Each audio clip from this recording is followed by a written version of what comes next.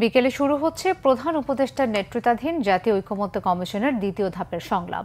বিকেল 4টায় কমিশন সভাপতি ও প্রধান উপদেষ্টা ডক্টর মোহাম্মদ ইউনূসের উপস্থিতিতে রাজধানীর ফরেন সার্ভিস একাডেমিতে এই বৈঠক হবে।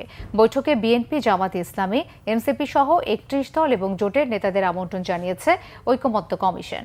নির্বাচনের রোডম্যাপের দাবিতে সোচ্চার বিএনপির সঙ্গে সরকারের দূরত্ব সৃষ্টি হলেও দলটি আজকের সংলাপে অংশ নেবে। গত 12 ফেব্রুয়ারি ডক্টর ইউনূসের নেতৃত্বে 6 মাস মেয়াদী ঐকমত্য কমিশন গঠিত হয়।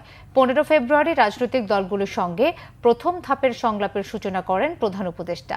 সংবিধান, নির্বাচন ব্যবস্থা, বিচার বিভাগ, জনপ্রশাসন এবং দুদক সংস্কার কমিশনের 166 সুপারিশের বিষয়ে 38টি রাজনৈতিক দল এবং জোটের কাছে মতামত চাওয়া হয়। মতামত দেয়া 33 দল এবং জোটের সঙ্গে 20 মার্চ থেকে 19 মে 45টি বৈঠক করে ঐকমত্য কমিশন। দ্বিতীয় ধাপের এই সংলাপের মধ্যে দিয়ে সরকার জুলাই সনদ ঘোষণার চূড়ান্ত পর্যায়ে উপনীত হতে পারবে বলে আশা করা হচ্ছে।